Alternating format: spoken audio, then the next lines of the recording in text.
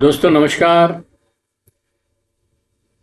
दोस्तों देश के हालात बहुत ही खराब हैं और इतने खराब हैं कि कुछ बात नहीं की जा सकती इसके ऊपर।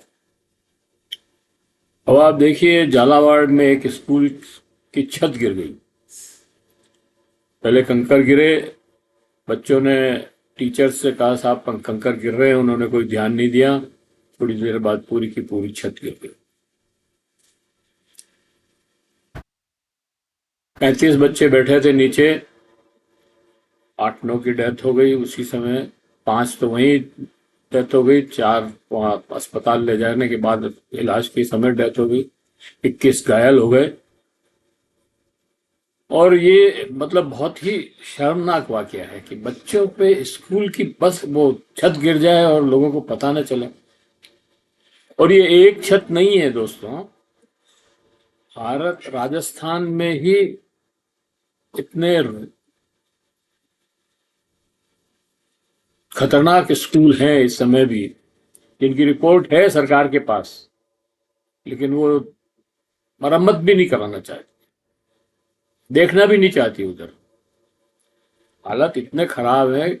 उदयपुर जिले में 2000 स्कूल हैं जिनकी हालत बहुत ही खराब है। कहीं पानी गिर रहा है, कहीं छतें गिर रही है, कहीं प्लास्टर गिर रहा है, कहीं सीलन आ रही है। मतलब इस तरह की हालत है कि उनकी बहुत ज्यादा रिपेयर की जरूरत है। और मेरे को नहीं लगता कि ये कोई 50-60 साल पहले के बने हुए स्कूल है। ये बहुत ज्यादा से ज्यादा 10 साल के अंदर बने हैं सारे स्कूल, 10-12 साल के अंदर। और जब 10-12 साल के अंदर बने हैं स्कूल और ये हालत हो गई है स्कूलों की, तो आप समझ सकते हैं कि कितना इसमें भ्रष्टाचार हुआ होगा। दोस्तों यही एक बात नहीं है, बात है कोचिंग कक्षाओं में बच्चों के आत्महत्या करने की। और कोटा शहर तो इसके लिए बहुत ही बदनाम हो गया है। बात यहीं तक नहीं सीमित है दोस्तों, बात है उदयपुर में स्पेसिफिक पैसिफिक मेडिकल कॉलेज, जो डेंटल मेडिकल कॉलेज है, उसमें एक कश्मीर की बच्ची आई थी पढ़ने के लिए। उसको इतना परेशान किया गया कि उसको सिर्फ आत्महत्या करने के सिवाय कुछ नहीं सूझा। मतलब ये जो क्या हो रहा है, मतलब समझ नहीं आ रहा है कि स्कूल किसके लिए हैं। शिक्षा के केंद्र किसके लिए हैं? ये मुनाफा कमाने के लिए हैं या बच्चों को पढ़ने पढ़ाने के लिए हैं? सबसे बड़ा सवाल ये है कि आज जो निजी निजी शिक्षा जितनी हो गई है, उसकी वजह से सरकारी स्कूलों पे कोई ध्यान ही नहीं दे रहा है। क्योंकि नेताओं के बच्चे तो सरकारी स्कूल में पढ़ते नहीं हैं। हाई क्लास सोसाइटी और मिडिल क्लास सोसाइटी के मध्यम वर्गीय बच्चे भी सरकारी स्कूलों में नहीं पढ़ते हैं। सरकारी स्कूलों में पढ़ते हैं गांव के गरीब वंचित बच्चे, आदिवासी बच्चे, दलित बच्चे या अल्पसंख्यक लोगों के बच्चे। तो उनकी तरफ कोई ध्यान ही नहीं दे रहा है। और जो पैसा आवंटित होता है वो भी खर्च नहीं करते उसके ऊपर। आप देख लो, हर साल बजट में जो पैसा आवंटित होता है वो लास्ट मूवमेंट पे खर्च होता है, और उसमें इतना करप्शन होता है कि उसकी कोई सीमा नहीं है। और मैं इसमें क्या कह सकता हूँ, मतलब इतना ज्यादा हालत खराब है, पूरी अराजकता है। अब आप देखो, आप मतलब ये तो मैं नहीं कह रहा हूं, हाई कोर्ट के जज ने ये कहा है कि निजी अस्पतालों पर हाई कोर्ट के ने पैसे ऐंठने के लिए मरीजों को समझते हैं एटीएम से कठोर, जैसी कठोर टिप्पणी की है। मतलब हाई कोर्ट कह रहा है कि मरीज को एटीएम समझते हैं पैसा ऐंठने के लिए। और ये निजी मेडिकल कॉलेज की हालत है। मेडिकल मेडिकल हॉस्पिटल की हालत, ये मेडिकल निजी मेडिकल अस्पताल की हालत। और डेंटिस्ट बनने वाली बच्ची का मैंने आपको बताया कश्मीर में किस तरह से वो। अब इन सब से क्या है कि सरकारी स्कूलों की इमारतें इतनी खस्ता हाल है, कोई निगरानी नहीं है, हाथ से मौत में बदलते जा रहे हैं। क्या ऐसा नहीं लगता है कि हम अराजकता की स्थिति को बुलावा दे रहे हैं? लोगों का विश्वास संस्थाओं पर से उठने वाला है, उठना लगा है। गरीबों की जिंदगी की कीमत नहीं बची है। बच्चों तक की मौत पर राजनीति हो रही है। तो समाज में गुस्सा, असंतोष, अस्थिरता पनपती है। यही अराजकता की जड़ है।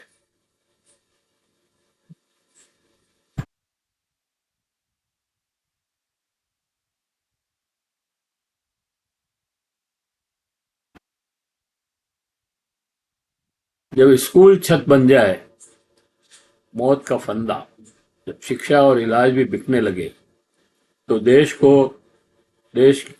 किस ओर जा रहा है ये अच्छी तरह से समझा जा सकता है। हम कितनी विकास की बातें करें, 1947 में हम विकसित देश हो जाएंगे, ये एक भ्रम पैदा किया जा रहा है। हम कुछ विकसित देश नहीं होने वाले। आज क्या होने वाला है इसके ऊपर कोई बात नहीं कर रहा है। 2025 में छतें गिर रही है, बच्चे मर रहे हैं, बच्चे आत्महत्या कर रहे हैं।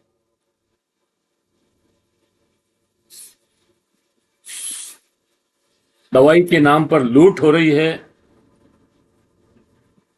इसके ऊपर कोई ध्यान नहीं है।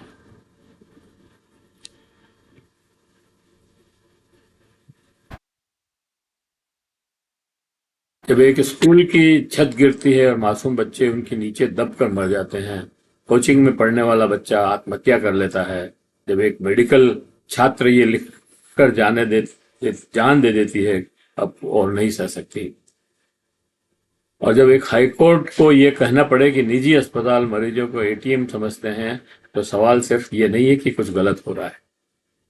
सवाल ये है कि देश किधर जा रहा है और आज हम किस मोड़ पर खड़े हैं। स्कूल शिक्षा के मंदिर नहीं, मौत के कुएं बन गए हैं। कोचिंग संस्थान ज्ञान के केंद्र नहीं, तनाव और दबाव के अड्डे बन गए। मेडिकल कॉलेज किसी बच्चे का सपना नहीं, एक अमीर का आरक्षण बन गया है। और इलाज इलाज अब एक सेवा नहीं, सर्विस चार्ज बन गया है।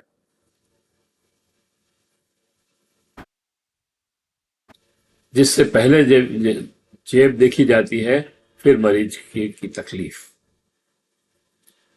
झालावाड़ की घटना कोई पहली घटना नहीं है दोस्तों। हजारों सरकारी स्कूल ऐसे हैं जिसकी छतें आज भी गिरने की हालत में है, लेकिन अधिकारी आंख मूंदे हैं। शिक्षा मंत्री कह रहे हैं कि हम बजट दे रहे हैं, जब छत गिर गई तब बजट दे रहे हैं, बच्चे मर गए तब बजट दे रहे हैं। कोचिंग सेंटर्स की तरफ कोटा, पटना, दिल्ली, हैदराबाद, हर जगह बच्चों की आत्महत्या की खबरें आम होती जा रही है। क्यों? क्योंकि हम बच्चों को नंबर की मशीन बना दिया। रैंक या डेथ, ये बन गया है नया नारा।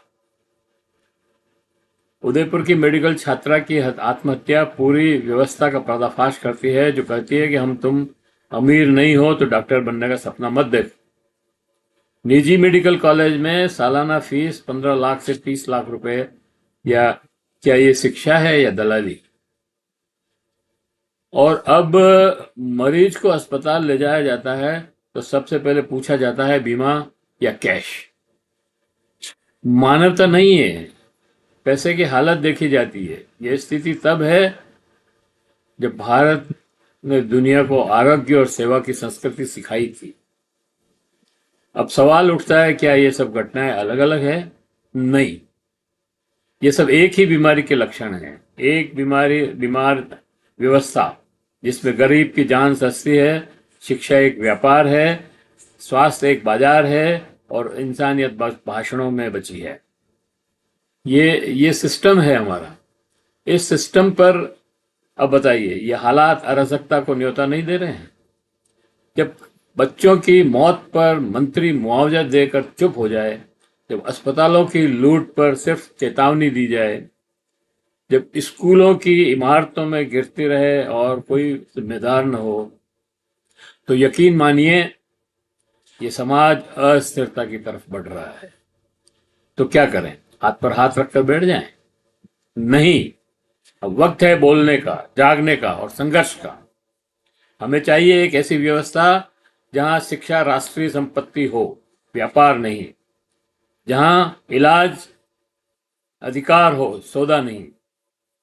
अशोक गहलोत साहब ने वो विधेयक पास करवाया था, मेडिकल स्वास्थ्य का अधिकार, वो गवर्नर साहब ने ही दबा के रखा हुआ। जहां इलाज अधिकार हो, सौदा नहीं। जहां हर बच्चे को एक जैसी शिक्षा मिले, अमीर गरीब सबको। और जहां एक नागरिक की जान की कीमत हो, सिर्फ वोट की नहीं। और ये तब होगा जब हम शिक्षा का राष्ट्रीयकरण मांगे, एक देश एक शिक्षा। हम स्वास्थ्य का जन अधिकार तय करें, एक देश एक इलाज। और हम ऐसी राजनीति को खारिज करें जो सिर्फ इमारतों का उद्घाटन करती है, इंसानों का नहीं। सवाल ये नहीं है कि हम कितना रो सकते हैं, सवाल ये है कि हम क्या करेंगे। क्या हम सिर्फ ट्विटर पोस्ट करेंगे, या गांव, कस्बे, शहर, जगह जगह जाकर समता आधारित आंदोलन खड़ा करें? हम इस व्यवस्था का विरोध करेंगे, या सिर्फ ट्विटर खेलेंगे? यही समय राष्ट्र को बाजार नहीं, समाज बनाने का यही समय है। हर शिक्षा सुरक्षित, हर बच्चा सुरक्षित हो, हर मरीज इज्जत के साथ जी सके, ये सुनिश्चित करना। वरना आने वाली पीढ़ियां पूछेगी, जब स्कूल मौत बन गया था, जब बच्चे चीखे हवा में थी, तब आप चुप क्यों थे? मैं इसको फिर से पढ़ता हूं। जब स्कूल मौत बन गया था, जब बच्चों की चीखें हवा में थी, तब आप चुप क्यों थे? और उस दिन हम में शर्म से सिर झुका लेंगे। इसलिए आज ही बोलना होगा, लड़ना होगा, बदलना होगा, क्योंकि चुप रहना अब गुनाह है। दोस्तों, ये है आज की हालत। मुझे लगता है आपको ये वीडियो अच्छा लगा होगा। अच्छा लगा हो तो आप इसको लाइक करें, फॉरवर्ड करें, और दूसरे सोशल ग्रुप्स पे भी डालें। और कमेंट बॉक्स में जाएं, कमेंट लिखें, सुझाव दें, और आपके कमेंट और सुझाव हमें और बेहतर करने की ओर अग्रसर करेंगे। अगर आपने अभी तक भी हमारे इस वीडियो को, इस YouTube चैनल महावीर समता संदेश को सब्सक्राइब न किया है तो सब्सक्राइब कर लें, बेल आइकन दबाना न भूलें। और फिर मिलते हैं किसी और वीडियो के साथ। Thank you. जय हिंद, जय भारत।